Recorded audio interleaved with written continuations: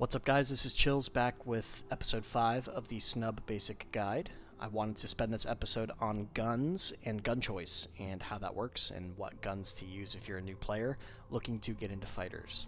So I'll make this brief. I don't want to spend a whole lot of time talking into the intricacies of weapons because you can go on for hours and hours about what weapons to use, but I want to keep this on a high level for newer players to understand. I'd like to start off with the fact that Discovery is a role-playing server, meaning you are playing a character and you are limited to the constraints of that character, both in terms of what faction that character is under and what ship that character is using. So when loading out a ship for the first time, I think it's important to know what character are you flying under and what is that character bound to use. And that really can mean a lot of things for anybody. So in this case, I'm flying a Defender. This character is a Lieutenant Commander in the Liberty Navy. And so in that sense, I am flying Liberty Navy weapons.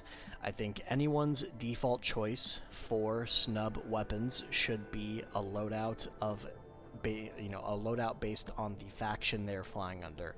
So what does that mean? If you're flying a Liberty Navy character, you should fly Liberty Navy weapons. If you're flying a Bounty Hunter, you should fly Bounty Hunter weapons. If you're flying a Kusari Naval Forces pilot, you should fly Kusari Naval Forces weapons, and so on and so on. Now, that's not the end-all be-all. That's my personal opinion on what you should do.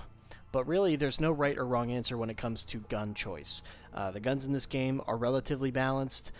Now, there's certain guns that are going to perform better than others, that have higher skill ceilings than others. I don't want to spend a whole lot of time breaking down all of the different weapons and why they're good or why they're not good, but really just sticking to broad concepts here.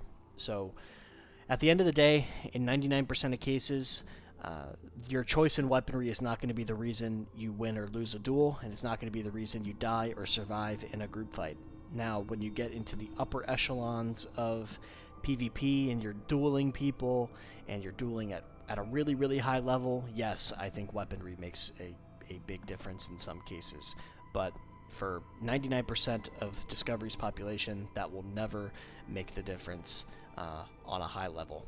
I won't lose to somebody with vengeances because the other person, if I'm running vengeances, I'm not going to lose to someone that's flying a Defender because they had magma hammers and I didn't. Usually, what it's going to come down to is I probably made a mistake in that duel, or they are just a better player, or I'm just a worse player, or a combination of all three of those things. So I don't want to get bogged down into the minutia of weapons. But here we are. This ship has 4 Vengeance Mark IVs and 2 Improved Debilitator Mark Is.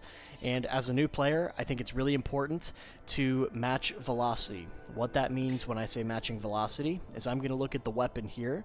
That is the Vengeance Mark IV Class 2. And I notice here on the projectile speed, it is 750 meters per second.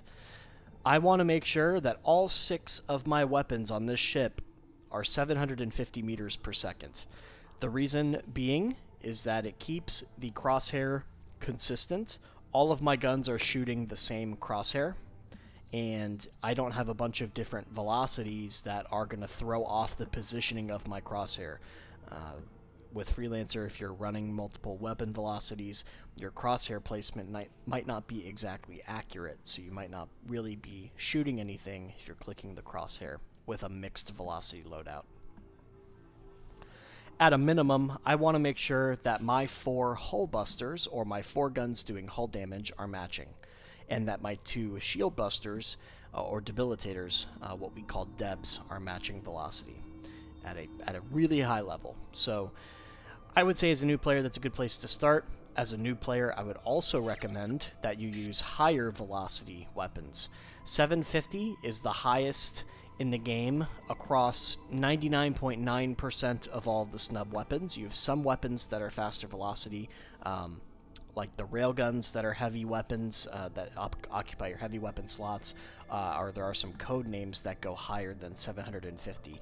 But for the generally available weapons to the public, Discovery at large, 750s are the highest. The 750s are going to be the easiest to aim when you first start out because the crosshair is going to be closest to the enemy ship with the highest velocity. If you run a lower velocity weapon, like the magma hammers, which are the other faction weapon of the Liberty Navy. The crosshair will be further away from the ship because of the slower velocity, meaning that you have to lead your shots more when you're shooting a slower velocity weapon. As a new player, that's a bit hard to pick up at times.